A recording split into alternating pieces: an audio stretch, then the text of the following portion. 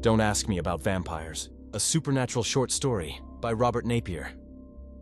My name is Thomas Young. Don't ask me about vampires. I don't know anything about them, except that I am one. You might think that would make me an expert, or at least better informed than gothic novelists and lovelorn teenagers. It doesn't. I'm from Massachusetts. Ask me what a New Englander is like, and I'll shrug and keep walking. If you were the only human, would you feel qualified to make generalizations about the whole bloody race?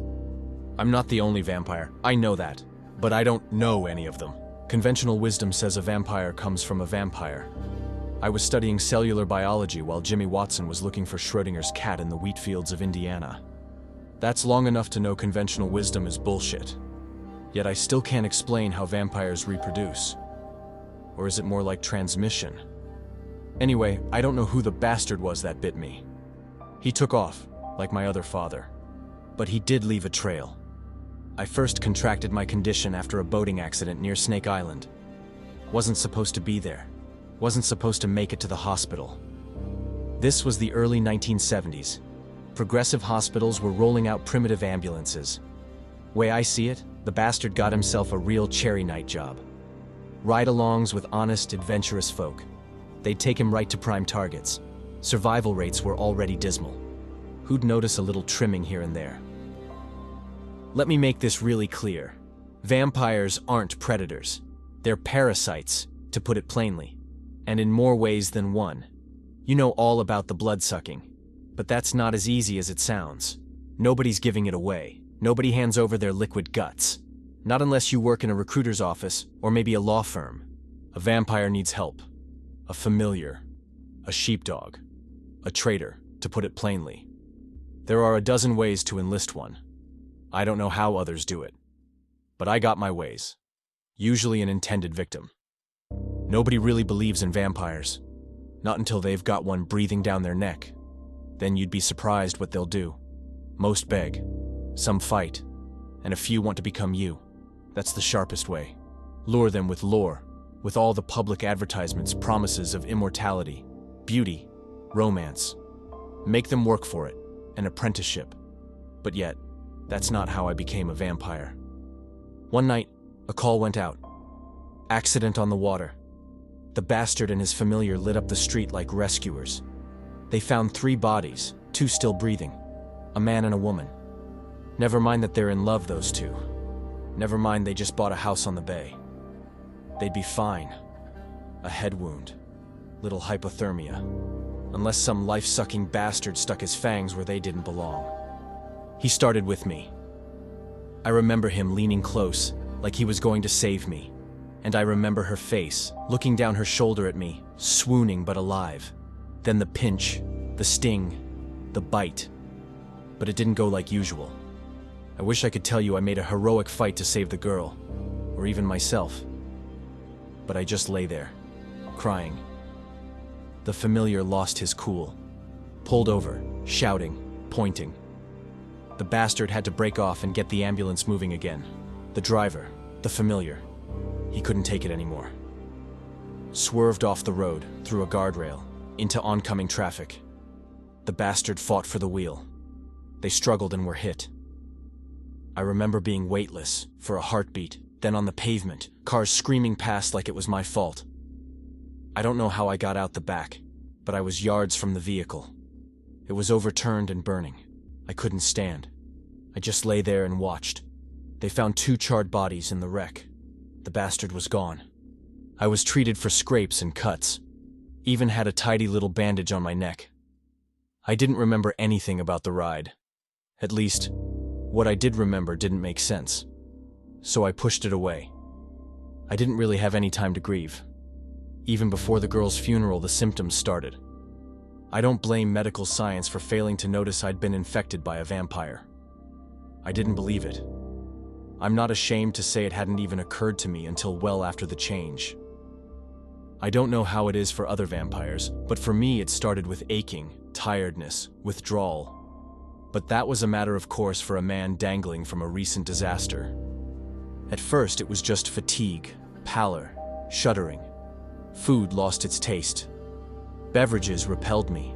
I lived on greasy broth, then bleeding steak, It took maybe 2 months before I was more or less living like a vampire.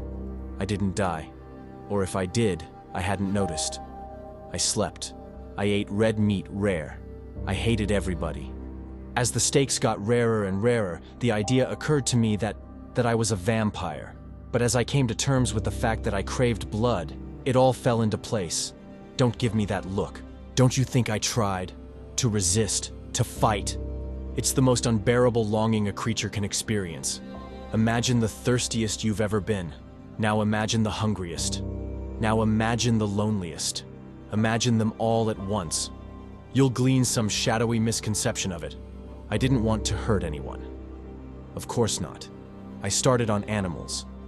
I had sold the house overlooking the bay and moved into an apartment. How did I accomplish a move without ever going abroad in the daylight? Easy. I just went and left everything else behind.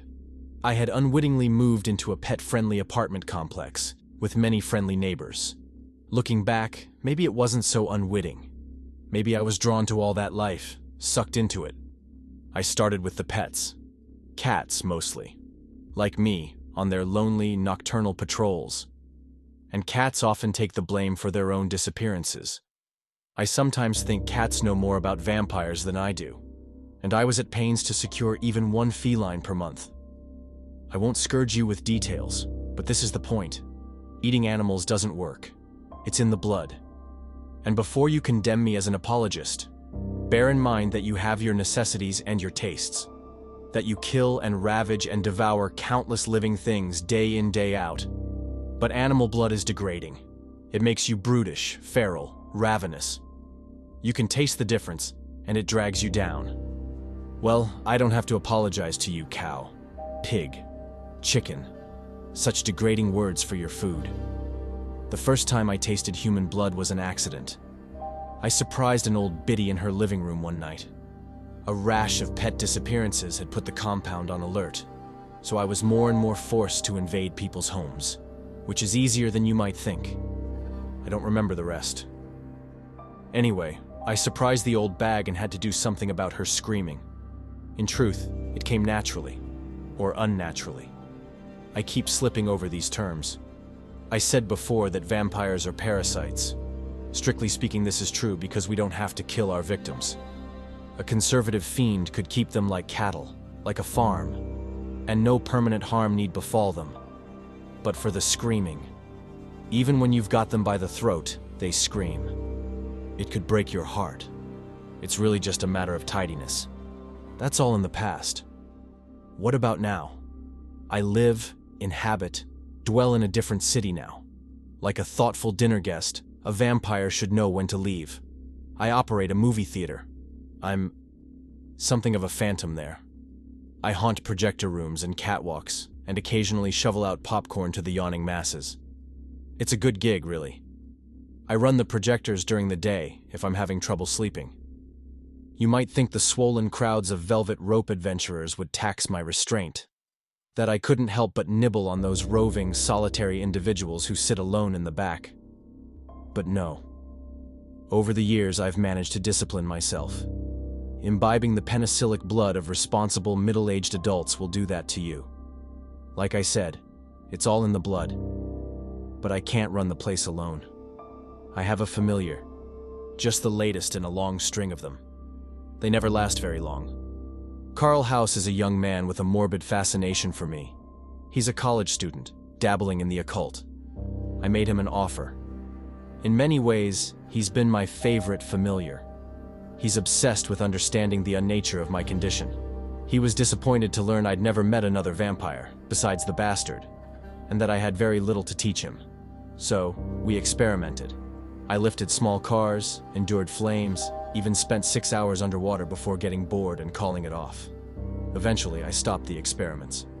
They were circling closer to my vulnerabilities. At any rate, he is a good fellow, and I hate to see him go. But go he must. It always happens. They turn on you. I suppose it speaks well for humanity, but it's a pain in the ass. I can always tell when it's coming. He'll try to set my coffin on fire or chop off my head.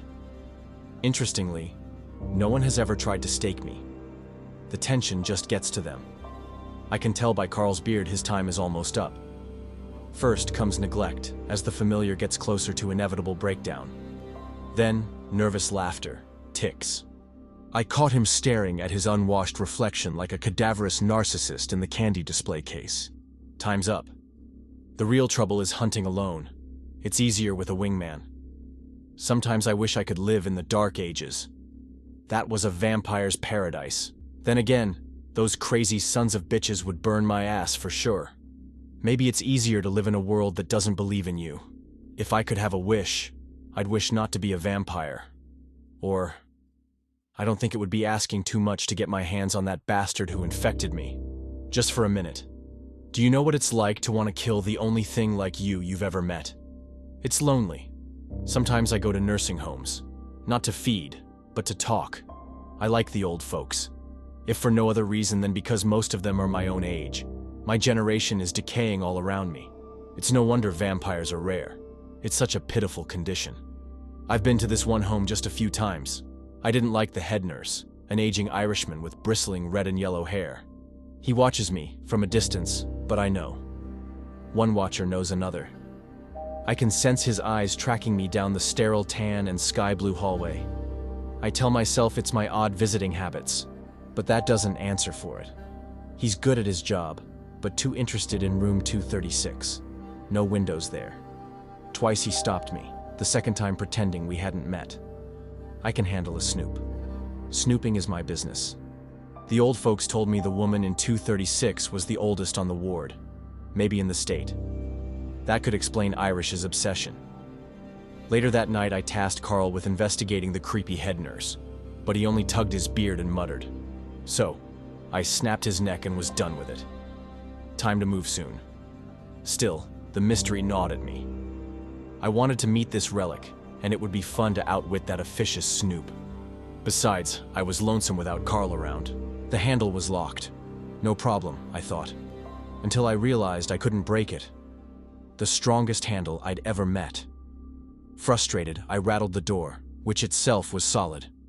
I was about to try the door across the hall, to see if it was equally stout, when I was intercepted by a young woman. A girl, really. About 19. Her name tag read Krista Bell.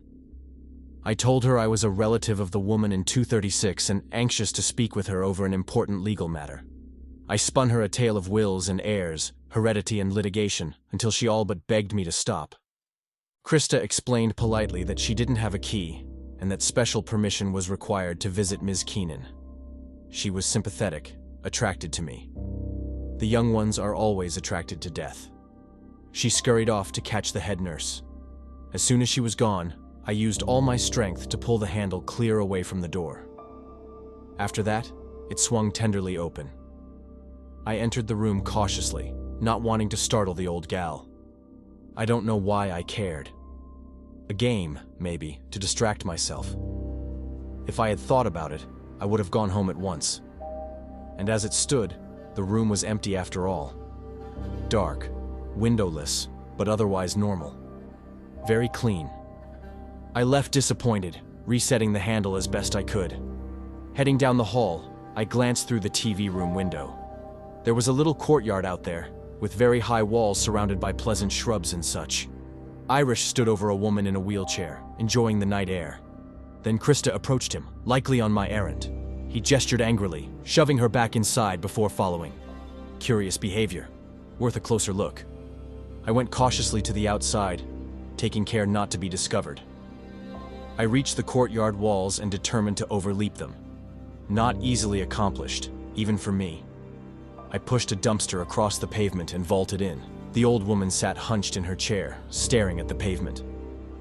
My first impulse was to leave some sign that I had been there, just to tease the Irishman, but soon gave it up. The light was poor, but what is that to a nocturnal creature? I circled to see her face. Grotesquely long, eyes clouded gray, cheeks jutting like a skull beneath slack yellow skin. Her mouth hung open and I could see she still had several good teeth.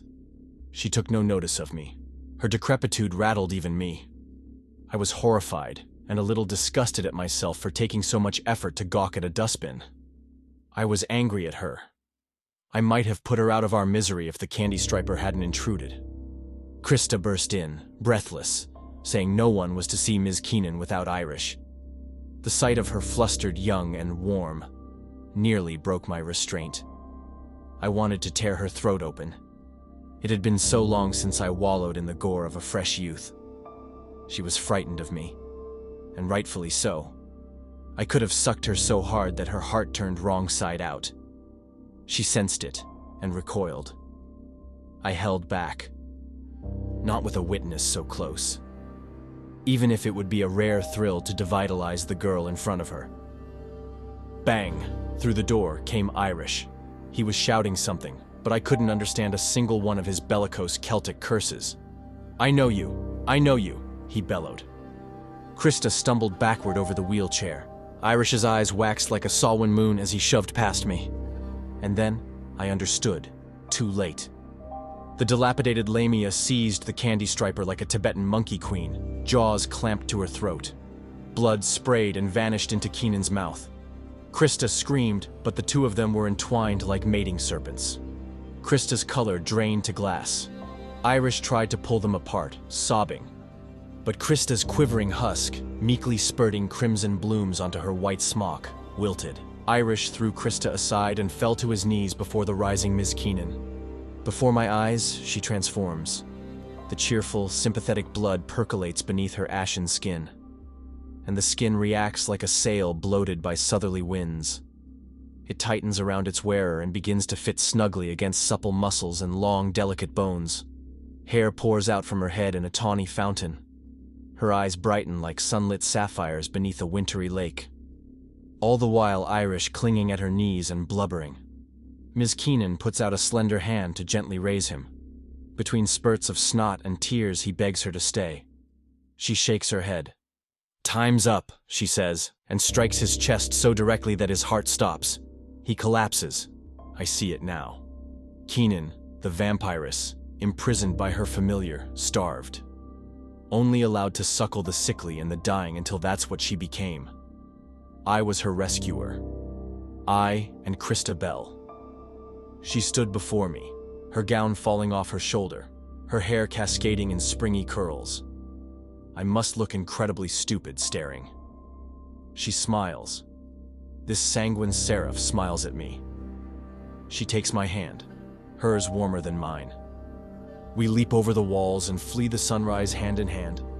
I don't know what happens next. Don't ask me. This has been an original short story by Robert Napier. Thank you for listening. Copyright 2012.